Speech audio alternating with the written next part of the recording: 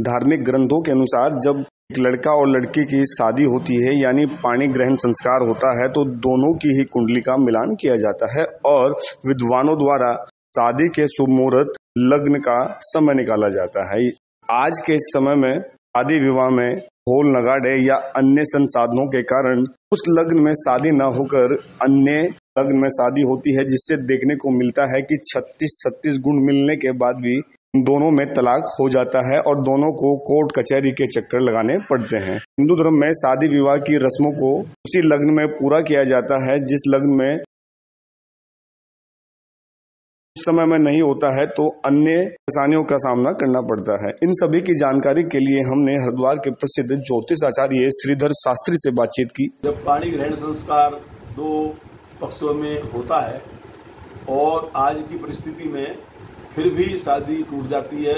36 गुण मिले हुए हैं फिर भी शादी टूटने कगार पर पहुंच जाती है, उसका क्या कारण है? उसका मुख्य कारण ये है कि हमारे जो एक लग्न होता है, जिस समय लग्न निकाला जाता है और वो लग्न को भेजा भी जाता है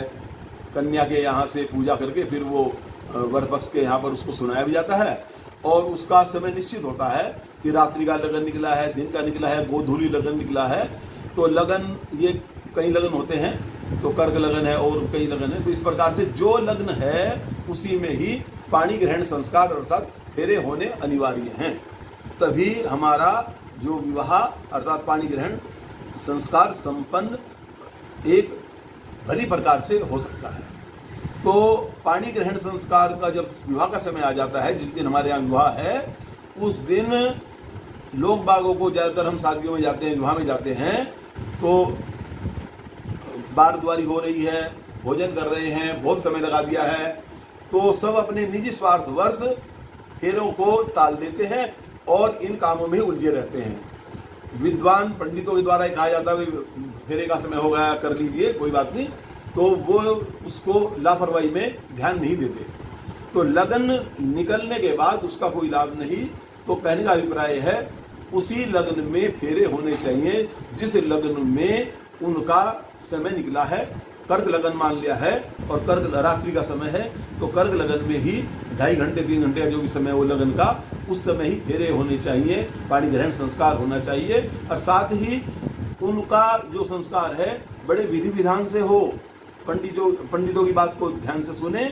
और उनकी जो बातों पर ध्यान भी दें, कितने फेरे हुए हैं और दूसरा एक सप्तपदी कैसे हुई है, एक ध्रुव तारे का हमने स्मरण कराया है, उसका क्या अर्थ है, इन सब बातों को देखते हुए वर वधू को अपने उन पाणी ग्रहण संस्कार के नियमों को समझना चाहिए, तभी ये जो अपना पाणी ग्रहण संस्कार का जो कार्य भली भांति संपन्न हो सकता है और आपस में हमारा तलाक नहीं होगा, कोर्ट कचहरी के चक्कर नहीं लगाने पड़ेंगे। तो ये सभी जो भी वीडियो इसको देख रहे हैं, सभी इन बातों पर अवश्य ध्यान दें।